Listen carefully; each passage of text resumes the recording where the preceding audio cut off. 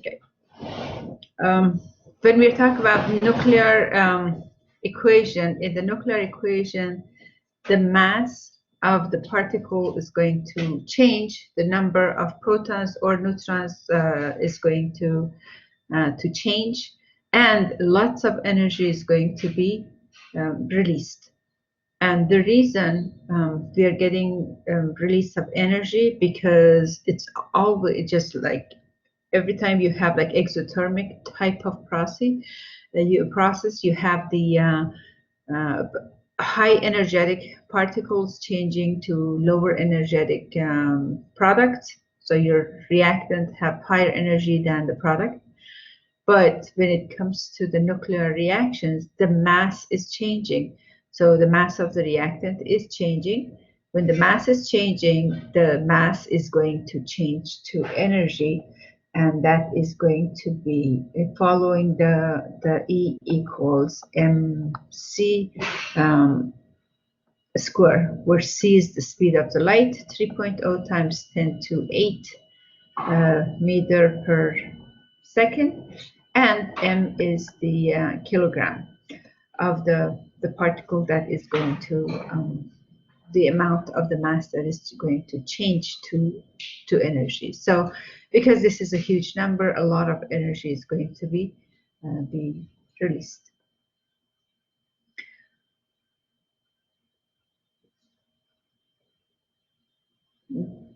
Some of the application for nuclear chemistry, diagnostic and therapeutic methods in medicine. So when you say you take the PET scan, that's actually positron emission tomography.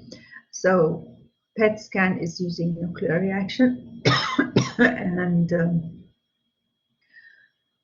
you have some of these examples that it can be used for the application of for identifying the limb or any metastasis.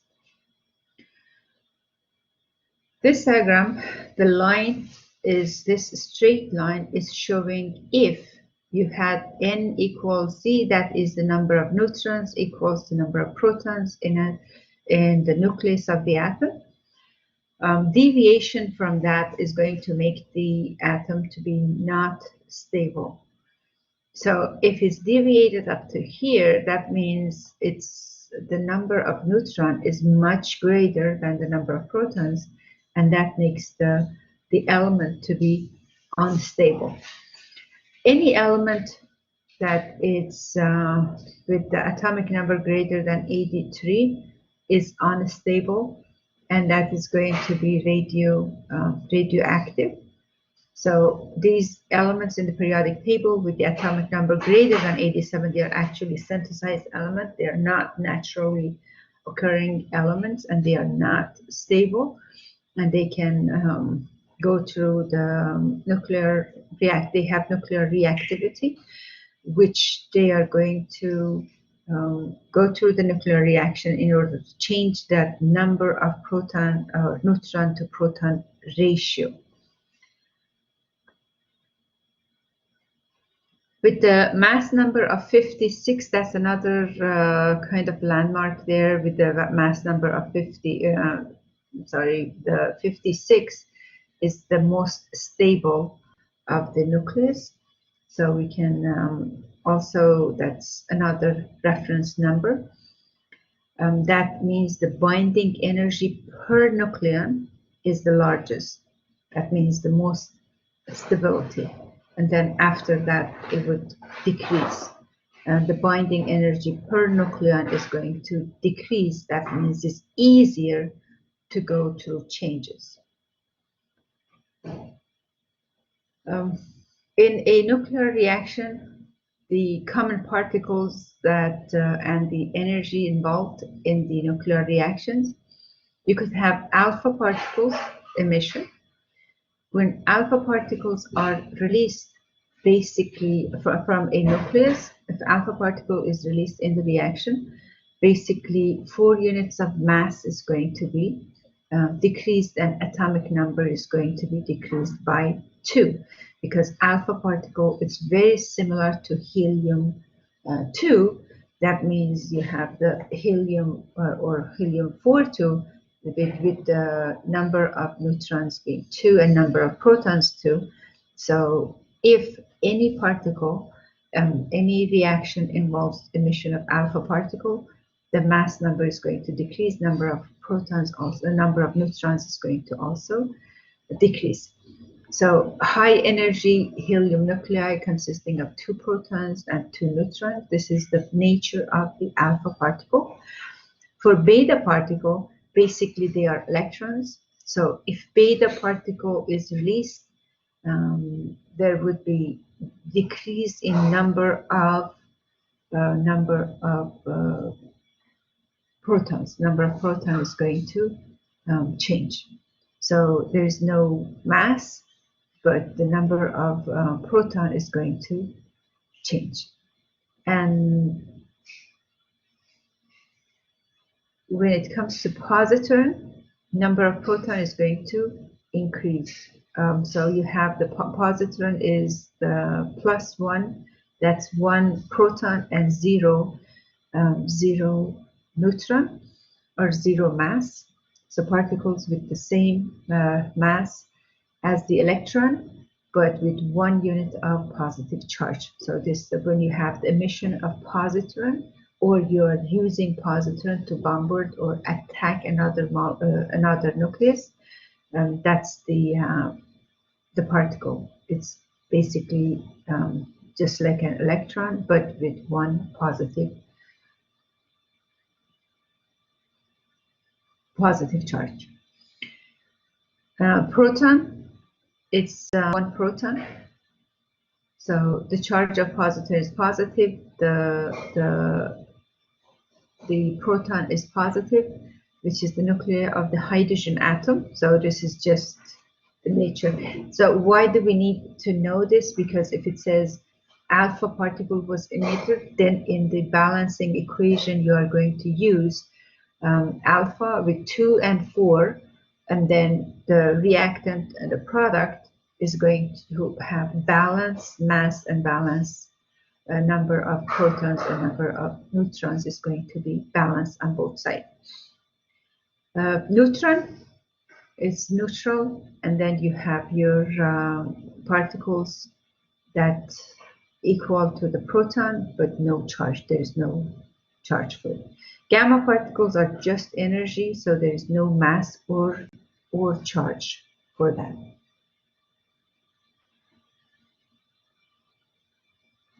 So just to summarize this, so you could see that the symbols and the masses and the charges for each of the particles. So basically these are the terminologies that is used in the nuclear reactions. So with the gamma particles being just energy, and neutron, you have your proton, positron, beta particles, which is just like 1 electron.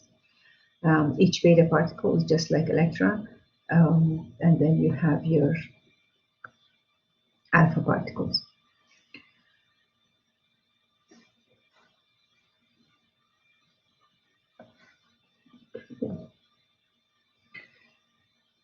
So the common particle, like when you have alpha particle being released, what is happening in this case when alpha particle is being released?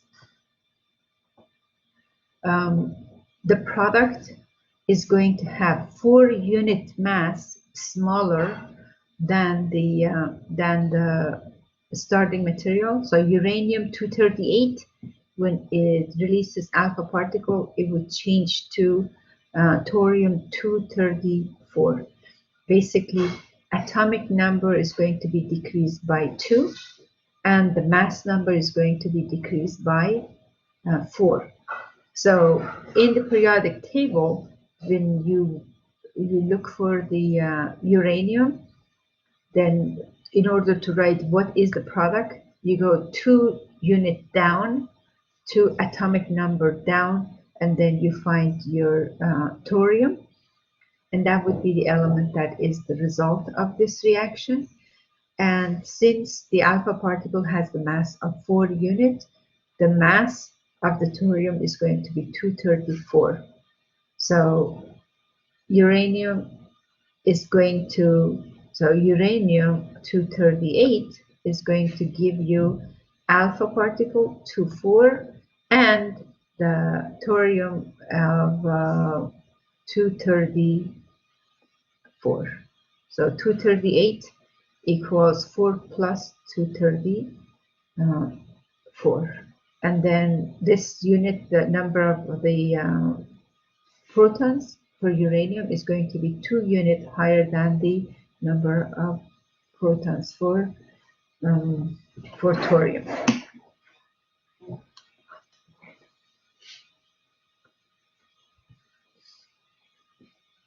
Based on this experimentation, they found the nature of alpha particles to be positively charged because it's attracted to the negatively charged plate.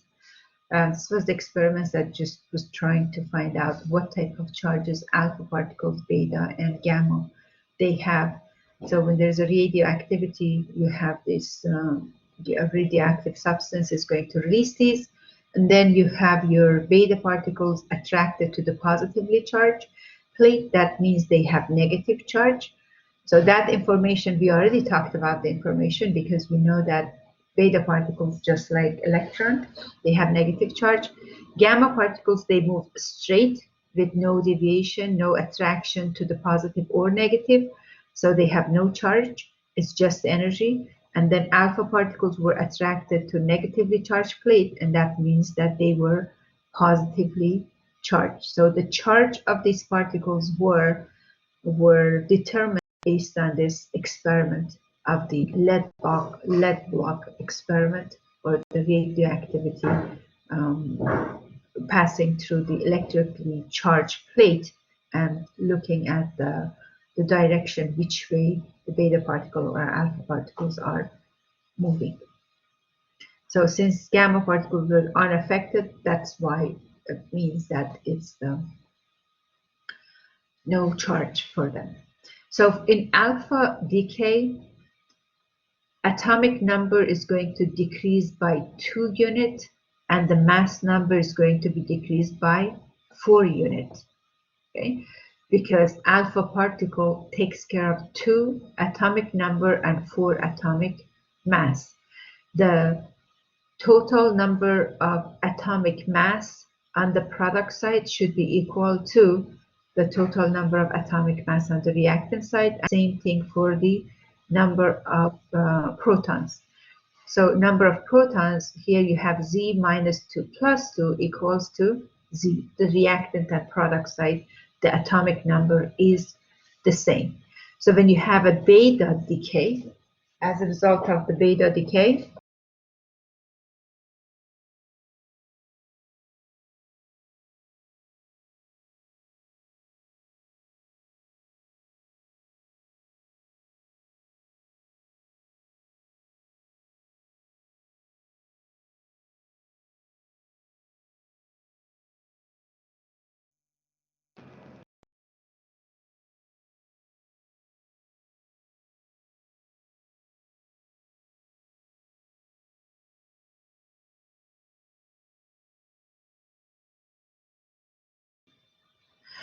okay, so when you have your beta decay, the atomic number is going to increase by 1.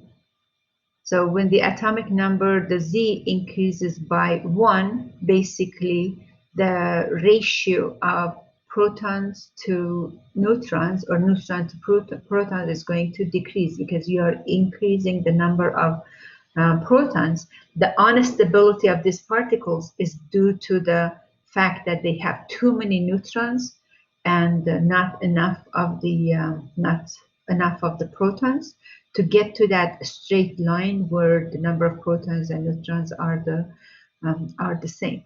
The closer is that ratio of neutrons to protons to 1, the more stable the particle is. So as a result, when there is a beta decay, the number of protons is going to increase by 1 and it's going to move toward more stability. In gamma rays, only energy is released, and the atomic mass, atomic number is not going to change. With the positron emission, in the positron emission, the number of protons is going to decrease. So you have decreased in number of the protons, and often they use the positron to attack the nucleus. So instead of using that as the emission, so you could see both cases. So when there is a positron emission, you know that it counts for 1 proton. So number of proton is going to decrease on the product by 1. Electron capture means that electron is being added. That is just like beta decay, because then you're adding electron. So if you add electron to proton, basically you're going to cancel the charge of the proton. And when you cancel the charge of proton, it looks like that you have changed 1 proton to 1 neutron. So if proton changes to neutron, it still counts as mass. That's why the mass is going to stay unchanged, but proton is going to be decreased by 1. Proton is decreased by 1, neutron is increased by 1, so the mass is not going to change, but number of proton is going to decrease. So basically, most of the questions that you have, it's covered in this table. Understanding how to balance the equation, understanding what are the symbols for alpha decay or beta decay, and then gamma rays and all that, and also have to balance the equation when you have any of those type of emissions.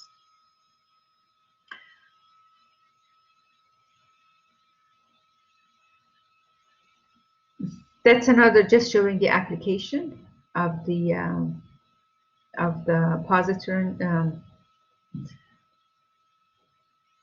emission or positron attack. So this is another example. In this example, you have uranium-238, the final product. So this is going to be said that the first one is going to go to thorium to 234, and after this is alpha, right? When 234 is going to 234 Pa, you see the atomic number doesn't change. The atomic mass is not changing, and we saw that atomic number is not changing. This is beta emission. So we have a beta decay here. We have another beta decay. The symbol is changing. What does it mean? The symbol is changing. It means that you have number of protons changing, but the total number of protons and neutron is not changing. So that happens only in beta emission. So number of proton is changing, and total number of protons and neutrons is staying the same. So A is unchanged, but Z is increased by 1 unit. So we are basically seeing increase in the number of protons every time there is a beta decay. So we have 1 alpha here, you have a beta, and then you have another beta. Here, the mass has decreased by 4, and what is causing the mass to be decreased by 4? This is again alpha. Mass is decreased by 4 is the alpha. Mass is decreased by 4, that's another alpha. Same thing, alpha. Then here, the atomic number has increased by 1. The mass did not change, so it's going to be beta, and that's beta because the atomic number. When you look at the periodic table, you can look up for these numbers for the atomic number. So you could see that atomic number is changing. So we have alpha particle here again. You have a beta, and then you have your alpha. So uranium going to change to lead 206, uranium-238 changing to lead-206. That takes about that many alpha and beta, so too many of them, 1, 2, 3, 4, 5, 6, 7, 8 alpha decay, and then you have your 6 beta decay, and 8 alpha decay. You have, that's like 14 separate steps that changes unstable uranium to more stable lead.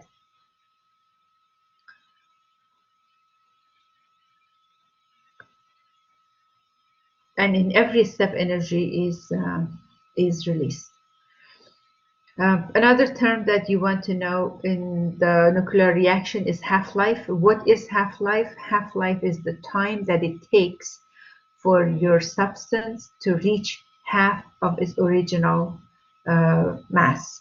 So if you start with 10 grams, by the time it reaches 5 grams, this is going to be the half-life, one half-life. And then the half-life is not the mass, is the time that it changes to half of its original mass. Another half-life, so one half-life, T1 half, and then you have a T1 half, another half-life. In another half-life, 2.5 is changing to 1.25, so you have a third 1/2. So the half-life for this element is 5.27 years for one half-life, and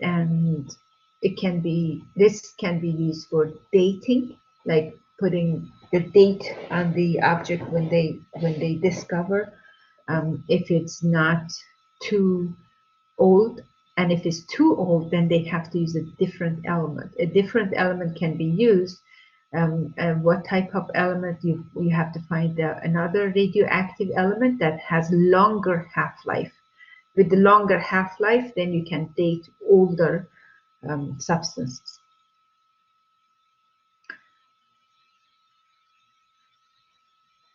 Like the carbon decay, this the half-life for carbon, it's much longer than the cobalt that we have. And then for this one, the remaining ratio. So how do they know how long has it been? Because they have the ratio of carbon-14 to carbon-13. It's constant. This value is constant. So if the carbon-14 is like 99% for carbon-14, this is like 0.01%, and then 1% is carbon-13. This is much lower, but this ratio of carbon-14 to carbon-12 is a fixed ratio is a constant number. And then for objects that they find, or for stuff that they find that is very old, this ratio is going to decrease. So carbon-12 is going to, some of the original carbon-12 is going to change, 14 would change to carbon-12. So that ratio is going to decrease over the time. But how much has changed, they can find out what is the, how long, the time that it took for it to, for that new ratio to be. So carbon-14 dating, that means they are using that ratio of carbon-14 to carbon-12 to calculate how long it took for this, or for when was that living item. So if you find a fossil, then based on calculating the ratio of carbon-14 to carbon-12, it can give the scientists how long has it been, or when that was a living, it was a living and now it's a fossil. So how long did it take to die? How long ago that living item was dead.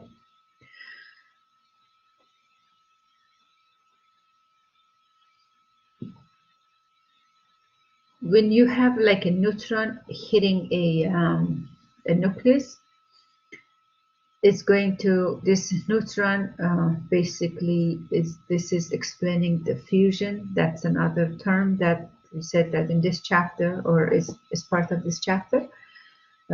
So if the uranium-235 is hit by one neutron, then it's going to absorb the neutron, and then it divides into two pieces, and lots of energy is given off. So this is the energy that is released from the fusion, or from splitting of the nucleus into two pieces. So these pieces, they could be like, these are the two pieces that they were released here, krypton and barium, but it could be different pattern. It could be different pattern. It doesn't have to be exactly these two elements. So it could be anywhere, the one particle could be anywhere between 85 to 105, and the other particle could be anywhere between 130 and 150, but lots of energy is going to be released. So if two neutron is released, then you get the 9144. This is just a combination of the two pieces, and then you have to add this in order to get the masses balance. 2 plus 144 plus 90 should add up to the 235 plus 1 here. So it's basically counting, but you just have to, that there is small particles that is being released, and those small particles, if it's not gamma particle, it has mass or it has charge that is going to affect the total mass of the two, or is used to balance the total mass on the product side. The large nuclei to small nuclei, it can continue. So this, like in any of these, it can act as a neutron now. It can hit and then divide these two into two separate, and then it can hit this one. So it can go to, this can continue. And if it's controlled, this amount of energy can be used as an energy resource. If it's not controlled, it can cause disaster. So that's the key, I guess, to have a controlled one. Some of the application of the radioactivity. So thallium-201, it can be used, it can be administered to patients that they want to do like a stress test, because then they can monitor this in the blood, and they can see, you know, they can take the image of that easier, because it's radioactive and it's going to show much better than the normal blood flow, because you have now radioactive that is sensitive to your imaging.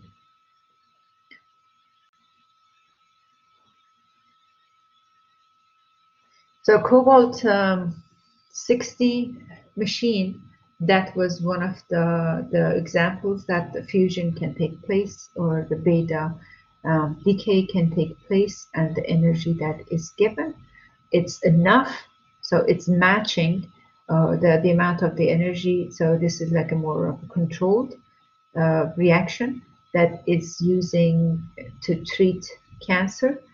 And the energy cannot be too high, because then it's going to kill every cell, but this is just to stop growth or destroy the cancer cell.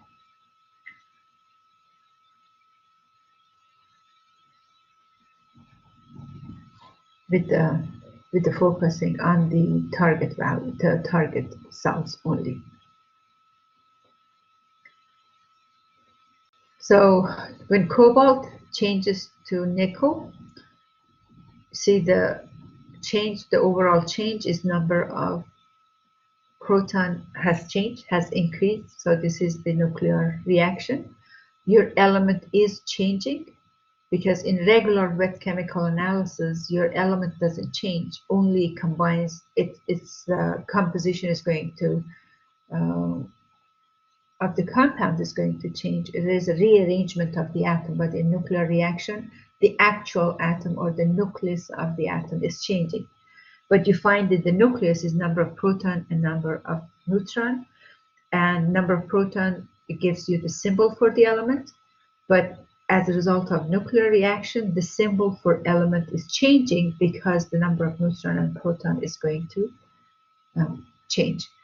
And then as a result of this, you have your energy that is produced. And if this energy is controlled, it can be used for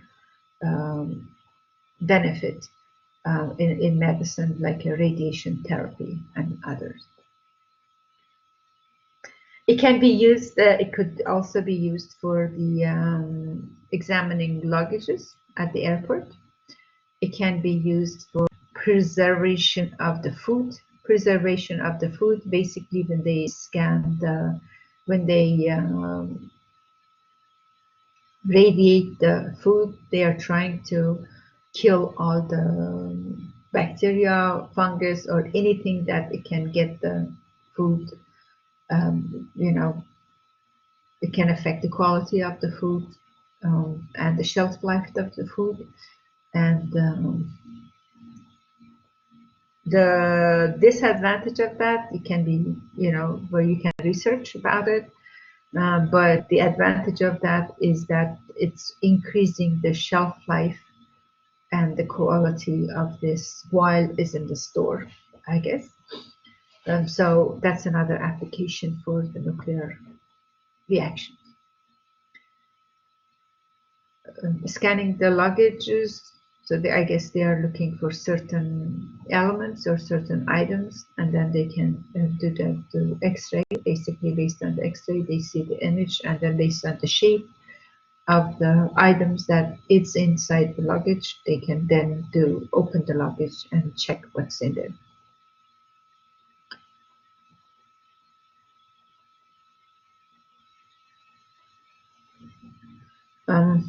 If you're exposed to radiation for too long, it can damage the DNA. And it's funny that it can be used as the radiation treatment to cure cancer. At the same time, if you're exposed, if your body is exposed to too much of radiation, it can alter or damage the DNA. And if the DNA is damaged, then it's just going to generate cancer cell, and it would result in formation of a tumor. So this is the biological effect. So it can actually harm the biological system by damaging the DNA also.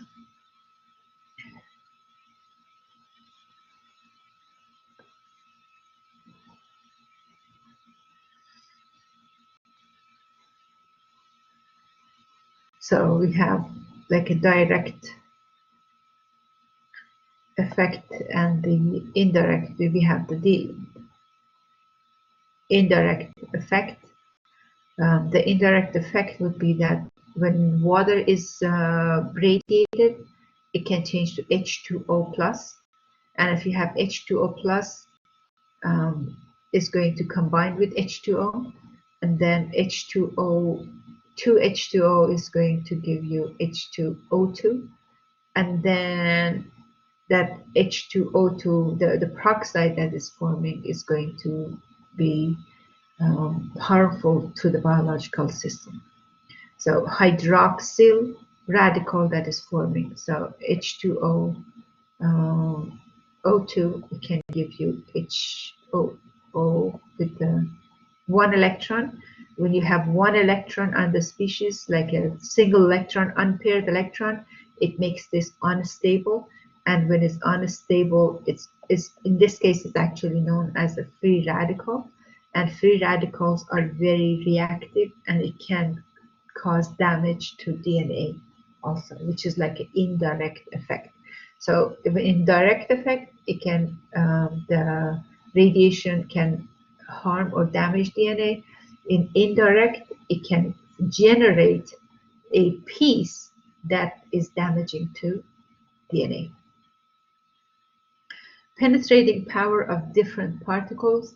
Alpha particle can be stopped by any block in term like nature of, could be paper, it could be anything that plastic, any coverage can block alpha particles. Beta particles can go through soft tissue. Neutrons, it can go through soft tissue and can be stopped by liquid. And then gamma particles, it can pass through. This is the higher energy. So basically, if you're comparing the energy is increasing as you're going from alpha to beta to neutron and gamma particles with the highest penetrating power that can go pass through concrete. The only thing that can block the gamma particle is the lead block. So based on the penetrating power, you could see which one is more powerful piece. This monitoring, when they put the monitors on the personnel who are dealing with the radioactivity all the time, they want to make sure the concentration or the amount of the radiation does not exceed the allowable value. Based on the LD50, that means if 100 people, they get that same exposure, 50 of them would die basically. And then there's also allowed by FDA, I mean, there's a limit for radiation exposure for the people who are dealing with the radiation. If, let's say, if they are working as a radiologist or radiology technician, they are exposed to radiation every day. So they put a counter that would determine if they exceed that, and if they exceed the exposure, they need to be changing position or changing location or stop working something or more protection somehow. So the exposure is less. The units that are used is RIMS. The unit for counting the radiation is called RIMS. And then the greater that number, of course, is not safe based on the effect that it can have in the biological system.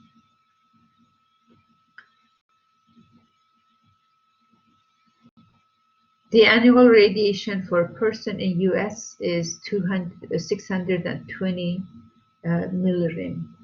Where do we get that? I guess from the products, from the food that is being radiated, if there is anything left in there. And this one is showing, like if you are taking X-ray too often, or CT scans, or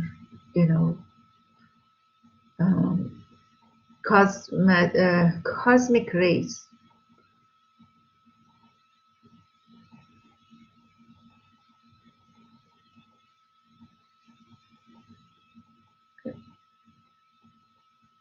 The annual public dose limit is this.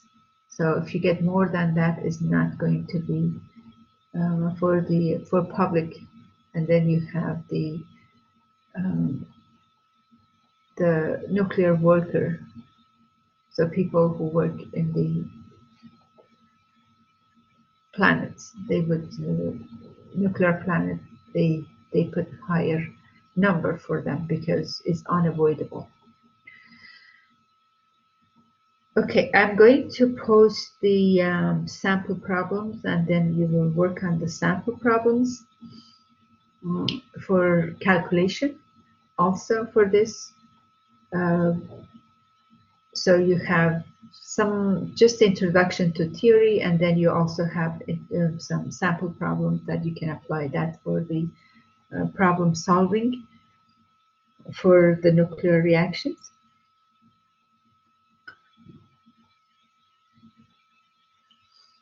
Do you have any questions, any concerns, anything that we should discuss now?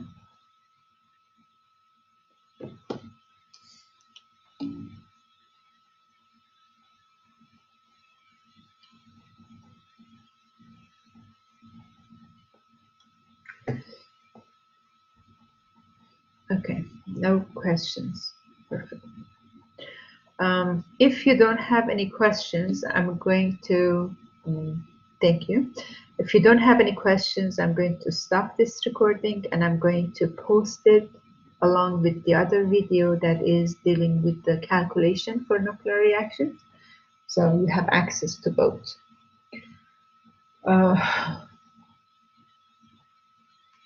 This week, wow, this is the second to the last week, I guess. You have your units 8 and 9 this week, and unit 10 for next week. Unit 10 is a very small unit, and then unit 8 also. Some general chemistry 2 classes don't even cover the nuclear chemistry. I don't know why. I just wanted you to have just some ideas about application and usage and the disadvantage or effects. So along with that, to be able to recognize the particles that is produced in a nuclear reaction. And since there is change in mass, energy is produced. So it's not about, there's a different definition and concept when you're going for exothermic reaction.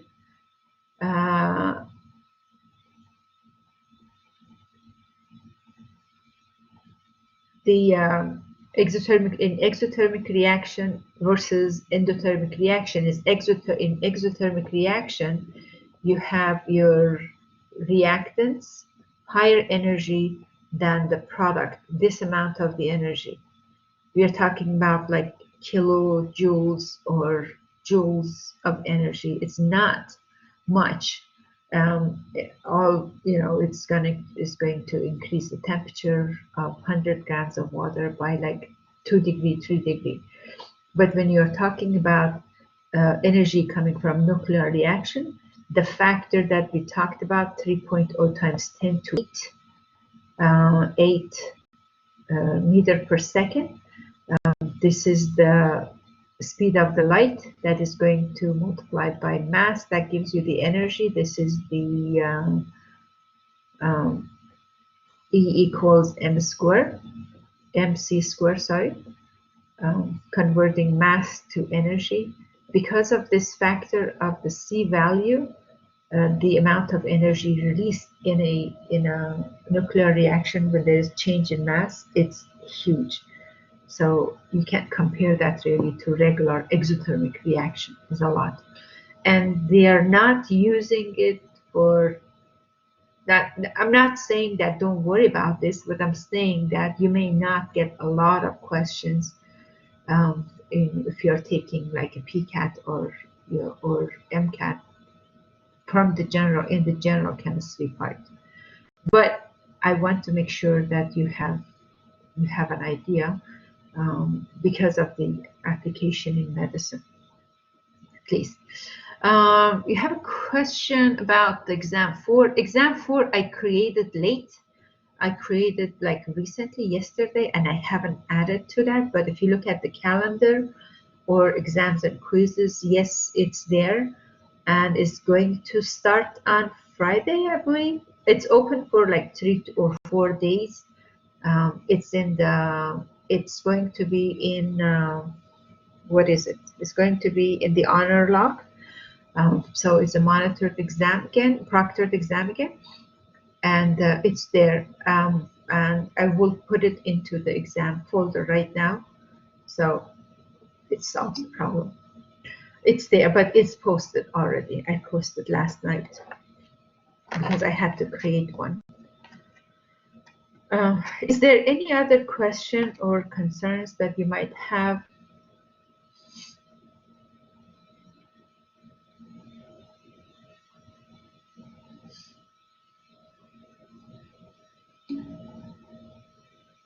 Okay, perfect. If you don't have any questions, I'm going to stop the recording and post this along with the sample calculations for you. Have anyone started with the next class? We're talking about organic chemistry. And then for organic chemistry, again, you're not studying organic chemistry, but it's like introduction to organic chemistry. I think it's helpful. Again, I have two other professors in the department who don't get a chance to cover the organic chemistry at all, but every time I teach face-to-face or online, I do make sure to introduce organic chemistry so you have an idea about functional group. At least you have seen it once in case if you take any entrance exams like the PCAT or MCAT, they are very heavy on the organic chemistry one. So at least you know the functional groups. So next class, I'm covering the organic chemistry. I might have a pre-recording and then come for question and answers, or just cover it during the class. But if it's pre-recording, it would be posted before the class time. If you have no questions, enjoy the rest of your day. And if you do have questions, please let me know.